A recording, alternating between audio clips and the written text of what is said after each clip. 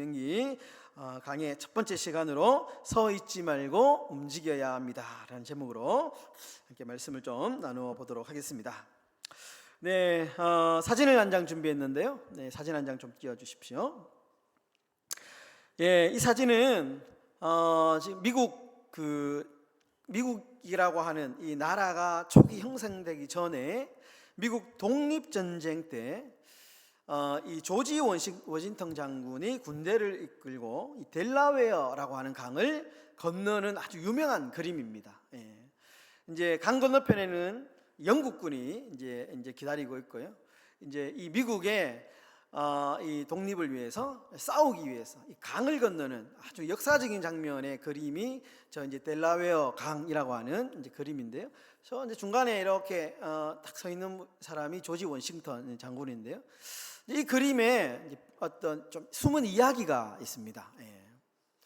예. 이 이야기, 이제 이 그림이 왜 유명해졌냐 하면 미국의 이제 독립전쟁 초반에 이 독립군은 거의 붕괴 직전이었다고 합니다. 예. 그러니까 병사들이 너무 힘드니까 탈영을 하고, 그리고 무기는 점점 부족해지고 병사들의 사기는 계속 바닥을 치는 겁니다. 그때 이제 조지 워싱턴 장군이 유저지 강가에서 이제 의도적으로 어떤 행동을 하는데 모든 병사들을 다 불러 모읍니다. 그리고 이 유저지 강가에서 때를 기다리면서 병력을 재정비시킵니다. 거기서 충분한 휴식을 주면서, 그리고 어떤 이제 먹을 것도 풍성하게 주면서 그 강가에서 다시 전열을 가다듬게 되죠. 그런데 이 멈춤 때문에, 잠시 멈춘 이 멈춤 때문에 이 당시에 이 병사들이 도망가지 않고 군대는 다시 힘을 하나로 모으게 되는 아주 결정적인 계기가 됩니다. 그러다가 이제 1776년 12월 25일 크리스마스 이제 새벽에, 눈보라가 막 몰아치는 이 크리스마스 새벽에 조지 워싱턴 장군이 아주 이제 결단을 하게 되는데 델라웨어 강을 건너서 기습 공격을 감행하게 됩니다. 그래서 좀 전에 봤던 그 그림이 그 장면인 거예요. 그 새벽에 이제 크리스마스를 맞이해서 영국군이 막 술에 취해서 자고 있을 때, 그때를 노려가지고 기습적으로 공격을 감행하게 됩니다. 그래서 이 전쟁에 크게 승리하게 되고 결국에는 무너질 뻔한 이 독립운동이 다시 불씨가 되살아나는 그런 계기가 된 사건입니다. 여러분, 조지 워싱턴 장군이 이 경험 후에 이런 명언을 남깁니다. 인생을 살다 보면 서 있어야 할 때가 있고 반드시 움직여야 할 때가 있다. 실패는 대부분 잘못된 행동이 아니라 잘못된 타이밍에서 시작된다. 그러니까 자신의 경험, 그러니까 조지 워싱턴 장군이 델라웨어 강을 건넜던 그 타이밍, 그러니까 움직여야 할 때와 멈추어야 할 때를 정확하게 캐치해서 승리로 이끈 자신의 경험을 이렇게 이야기한 겁니다. 여러분, 우리의 인생도 정확하죠. 때로는 살다가 멈춰야 할 때가 있고요, 때로는 과감하게 앞으로 나가야 할 때가 있습니다. 하나님이 길을 여실 때는 지체 없이 움직여야 됩니다. 이것이 믿음이죠. 그런데 여러분, 문제는 뭡니까? 우리가 반대로 하잖아요. 하나님이 가라 하면 이렇게 쭈삣쭈삣 멈추고 있고요, 멈춰라 하는데 막 가죠. 그러다가 일이 꼬이고 문제가 발생하고 더 큰 일이 발생하고 이렇게 되는 겁니다. 그러니까 인생이 쉽게 말해서 하나님의 축복을 받는 길이 뭐냐? 하나님이 가라 하면 가고 하나님이 멈춰라 하면 멈추면 그 길이 축복의 길인데 우리가 그것을 잘 캐치하지 못하고 반대로 한다는 거예요. 여러분, 신명기 오늘 1장은 바로 이 지점에서 말씀이 시작합니다. 출애굽한 이스라엘 백성들이 지금 광야에 있습니다. 광야, 사막에 있습니다. 가나안 땅까지는 대략 11일이면 충분히 들어갈 수 있는 거리입니다. 그런데 문제는 뭐냐? 그들이 지금 광야에 너무 오래 머물러 있다는 겁니다. 신명기 1장 2절은 의미심장한 한 문장을 던지는데요, 신명기 1장 2절에 이렇게 말합니다. 호렙산에서 세일산을 지나 가데스 바네아까지 10하룻 길이었더라. 그러니까 11일이면 갈 수 있는 길인데 지금 이스라엘 백성들이 광야에 무려 몇 년이나 있었냐면 40년이나 지금 뺑뺑 돌고 있는 거예요. 문제는 길이 험해서가 아닙니다. 11일이면 충분히 여유 있게 갈 수 있는 길인데 40년을 도는 이유는 문제가 이 길이 험해서가 아니고요, 믿음이 멈춰 있었기 때문에, 믿음 때문에 그렇습니다. 여러분, 혹시 지금 우리의 삶에도 이 호렙산 같은 자리가 있지 않는지 우리가 살펴봐야 됩니다.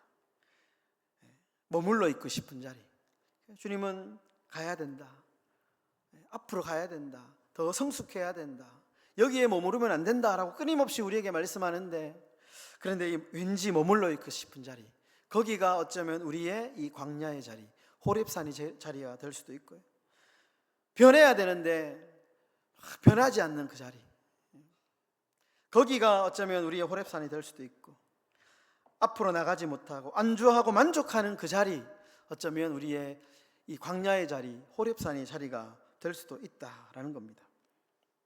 여러분, 주님은 그런 자리에 머물러 있지 말고 더 성숙한 인간이 되라, 우리에게 한결같이 말씀하십니다. 더 사랑하고, 정말 작년보다는 올해 더 사랑하고, 작년보다는 올해 더 용서하고, 더 결단하고, 더 겸손하고, 더 순종하고, 주님은 한결같이 계속해서 그 자리에 머물러 있지 말고 앞으로 나가야 된다, 우리에게 요구하고 있습니다. 그런데 우리는 여전히 같은 자리에 한 발자국도 앞으로 나가지 못하고 자자리 걸음을 할 때가 너무나도 많이 있다라는 것입니다. 여러분, 오늘 이 말씀 앞에서 우리는 질문해야 됩니다. 하나님이 이미 떠나라고 하신 자리에 여전히 이유를 만들면서 앉아있지는 않은지, 오늘 우리가 이 설교를 들으면서 우리가 떠나야 할 자리, 우리가 더 성숙해야 할 부분이 무엇인가에 대해서 한번 살펴보려고 합니다. 오늘 이 질문에 대한 답을 오늘 본문에서 한번 찾아보도록 하겠습니다. 첫 번째로, 변하지 않으면 한 발자국도 나갈 수 없습니다. 그럼 변하지 않으면 한 발자국도 나갈 수 없다. 오늘 본문이 우리에게 주는 첫 번째 메시지입니다. 오늘 6절의 말씀 우리 다 같이 한번 읽어보도록 하겠습니다. 6절입니다. 시작. 우리 하나님 여호와께서 너희가 이 산에 거주한 지 오래니. 자, 여러분, 하나님은 이스라엘의 지금 상태를 아주 정확하게 꿰뚫어 보고 계십니다. 무슨 말이냐 하면, 여러분, 이 이스라엘 백성들은 여전히 이 광야에서 하나님을 예배하고, 여전히 불기둥 구름기둥으로 하나님의 인도를 받고 있었습니다. 겉으로 볼 때는 아무런 문제가 없었어요. 요즘 말로 하면 신앙생활 잘하고 있었습니다. 그런데 문제는 뭐냐? 너무 오랫동안 그 자리에 안주하고 있었다는 거예요. 여러분, 6절에 나오는 이 거주하다라는 이 히브리어 말은 야샤브라는 말인데, 야샤브는 뭐 여러 가지 의미가 있지만 한마디로 이런 말입니다. 눌러 앉다, 이런 말입니다. 눌러 앉다. 거주하다라는 말이 눌러 앉았다라는 의미입니다. 무슨 말이냐면, 여러분, 이스라엘 백성들은 지금 호렙산에 있는데, 호렙산은 눌러 앉아야 될 땅이 아니고 지나가야 될 땅입니다. 빨리 여기서 재정비하고 목적지인 가나안 땅으로 가야 되는데, 문제는 뭐냐? 호렙산에서 이스라엘 백성들이 눌러 앉아버렸습니다. 움직일 생각을 안 하는 거예요. 왜냐하면 거기가 너무 편하거든요. 여러분, 변하지 않으면 단 한 발자국도 앞으로 나갈 수 없습니다. 여러분, 새 중에 솔개라는 새 있잖아요. 솔개가 참 재미있는 새더라고요. 솔개는 새끼를 키울 때 처음에는 둥지를 아주 편안하게 만든답니다. 푹신푹신하게 깃털도 많이 깔아주고, 풀도 아주 야들야들한 부드러운 풀을 많이 깔아줘서 최대한 새끼가 안정감을 가질 수 있도록 그렇게 만들어준답니다. 그런데 이제 어린 새가 점점 자랄수록 어떻게 하느냐? 둥지를 조금씩 불편하게 만든다는 거예요. 깔고 있던 깃털, 부들부들한 깃털도 다 빼버린답니다. 그리고 아주 거친 그런 갈대 같은 아주 거친 풀들을 물어가지고 이 둥지를 너무너무 불편하게 만든대요. 왜냐하면 새끼가 크면 둥지를 나가야 되는데 그 둥지에 머물러 있으면 안 되니까. 아주 현명한 방법이죠. 그러니까 그곳에 계속 머물면 어떻게 될까요? 몸집은 계속 커지는데 둥지에 머물면 안 되죠. 어미새가 머리를 쓰는 거죠. 여러분, 사람은 변화를 매우 싫어합니다. 저도 그렇고요. 모든 인간은 다 그렇습니다. 변하는 거 웬만하면 싫어합니다. 영국의 한 설문조사에서 되게 재미있는 조사를 했는데 직장인들의 약 37%가 조직의 변화 자체에 강한 저항감을 느낀다, 이렇게 대답했다고 합니다. 그래서 조직의 문화가 잘 바뀌지 않는 이유가, 보수적인 이유가 뭐냐, 특히 공무원 사회가 그렇죠. 되게 보수적이잖아요. 이유가 뭐냐 하면 변화를 싫어하기 때문에 했던 대로 안정감을 찾기 위해서 그렇답니다. 근데 재밌는 것은 이런 현상이 연령에 관계없이 나타났다는데요. 25세에서 34세까지는 약 41%가 변화를 거부한다, 이렇게 나왔고요. 35세에서 44세까지는 약 36%가 변화를 싫어하는 걸로 나왔고요. 45세에서 54세는 약 29%, 55세 이상도 약 28%가 변화가 부담스럽다, 이렇게 이야기했다. 굉장히 수치가 높은 거죠. 여러분, 변화 앞에서 사람들이 저항하는 이유는 뭐 의지가 약해서 그런 게 아닙니다. 두렵기 때문에, 신뢰가 없기 때문에, 두렵기 때문에. 여러분, 성경이 말하는 변화가 어려운 이유도 바로 여기에 있습니다. 그럼 광야가 힘들죠. 이스라엘 백성들에게 광야 생활이 힘듭니다. 그런데 이스라엘 백성들이 애굽의 생활을 그리워하죠. 종노릇했던 그 시절을 그리워합니다. 사실은 알고 보면 그 종노릇이 얼마나 힘들겠어요. 그런데 그 생활을 그리워하는 거예요. 이유가 뭐냐? 그 생활을 너무 오래 하다 보니까 익숙하거든요. 그러니까 광야가 잠시 힘드니까 자신이 그 종노릇 하던 그 시절을 잊어버리고 익숙했던 그 애굽 삶을 자꾸 그리워하는 거예요. 여러분, 분명한 사실은 오늘 말씀은 우리에게 분명하게 얘기합니다. 변하지 않으면 절대로 앞으로 한 발자국도 나갈 수 없다. 두 번째로 오늘 하시는 말씀이 뭐냐? 방향을 바꾸라. 방향을 바꾸라. 오늘 7절의 말씀 다 같이 한번 읽어보도록 하겠습니다. 시작. 방향을 돌려 행진하여 아모리 족속의 산지로 가고 그 근방 곳곳으로 가고 아라바와 산지와 평지와 네겝과 해변과 가나안 족속의 땅과 레바논과 큰 강. 여러분, 생각해보면 광야는 불편하지만 불편함만 있는 것이 아닙니다. 나름 편안함이 있었습니다. 생각해보면 하나님께서 사람들이 일하지 않아도 늘 만나를 주셨죠. 아침마다 만나 주셨습니다. 노동하지 않아도 하나님께서 먹을 것을 주셨습니다. 밤에는 불기둥으로, 낮에는 구름기둥으로 안전을 보장해 주셨죠. 그러니까 광야 생활이 불편하기는 했지만 나름의 안정감이 있었습니다.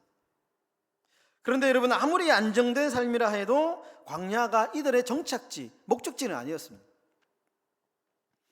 하나님은 머물러 있는 백성들에게 오늘 7절에서 어떻게 하냐? 방향을 돌려 가나안 땅으로 들어가라 얘기하죠. 방향을 돌려.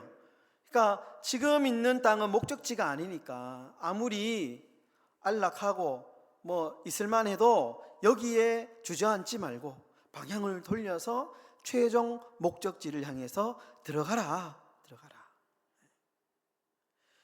여러분, 하나님께서 이렇게 말씀하시는 핵심적인 이 방향은 뭐냐? 반드시 방향을 돌려서 가야 합니다. 방향을 돌려서. 왜냐하면 그 길이 안전해서가 아닙니다. 그 길이 옳은 길이기 때문에 그렇습니다. 옳은 길이기 때문에. 요즘 우리가 웬만한 자동차에는 다 내비게이션 다 있습니다. 웬만하면 내비게이션 보면 다 길 찾아갈 수 있습니다. 그렇죠? 목적지를 입력하면 가장 빠른 길, 때로는 요즘에는 실시간으로 막힌 길도 돌아가게 하고 제일 빠른 길을 안내합니다. 사고 나면 그 사고가 어디에서 났다는 정보도 주고요. 그래서 실시간으로 가장 안전하고 빠르게 갈 수 있는 길을 안내합니다. 너무 편하죠. 그런데 여러분, 가끔 길을 가다가 헤맬 때가 있습니다. 오류가 날 때가 있죠. 그런데 가만히 보면 내비게이션이 고장나서라기보다는 우리의 문제입니다.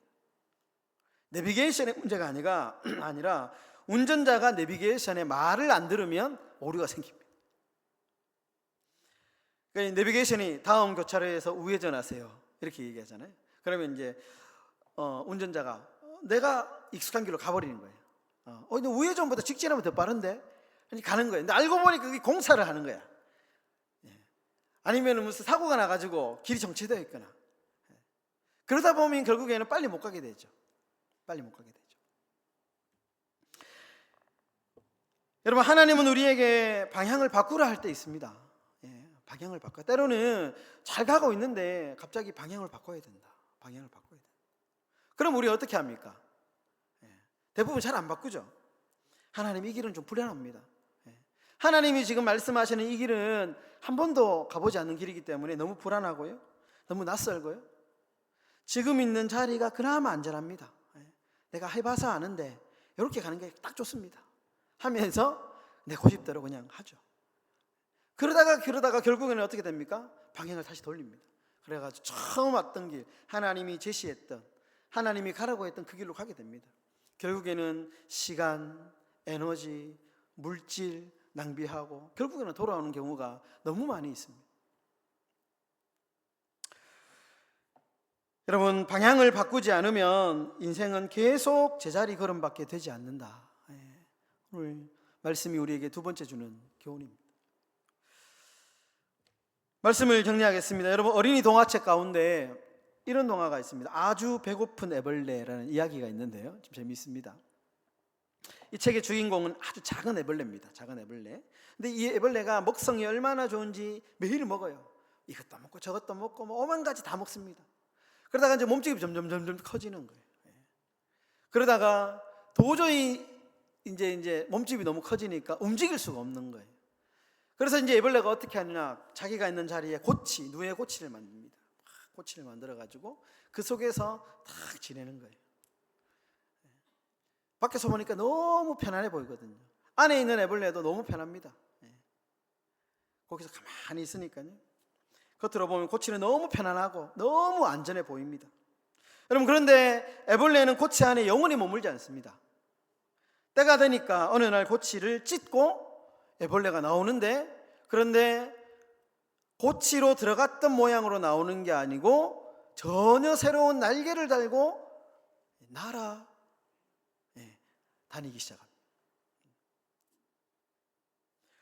여러분, 편안한 고치에 머물면 안 되죠. 일정 시간 지나면 나와야 됩니다. 계속 머물러 있으면 안 됩니다. 날기 위해서는 이 고치를 찢고 나와야 되죠. 여러분, 편하다고 그 자리에 계속 있으면 안 됩니다. 사람의 몸도 그렇죠. 계속 움직여야 되죠. 가만히 있으면 병 생깁니다. 서 있지 말고 끊임없이 움직이는 믿음이 되어야 됩니다. 변해야 되고요, 오늘보다 어제보다 오늘이 변해야 되고, 오늘보다 내일이 더 나은 삶으로, 더 나은 믿음으로, 더 나은 인격으로 계속해서 변해야 됩니다. 말이 변해야 됩니다. 여러분, 우리가 말 변해야 됩니다. 같은 말이라도 여러분 좀 예쁘게 좀 이렇게 표현해 주십시오. 말이라도, 같은 말이라도 기분 나쁘지 않게 상대방을 배려하면서 말이 변하고, 믿음이 변하고, 믿음이 조금 더 성숙해지고, 생각이 변하고, 마음이 변하고, 그러면 우리가 기어다니는 믿음이 아니라 날아다니는 믿음이 될 수 있습니다. 여러분, 과감하게 2026년 시작하면서 정말 방향을 바꾸고, 그리고 발을 내딛는 말씀 따라 움직이는 그런 믿음의 삶이 다 되시기를 예수님의 이름으로 축원합니다.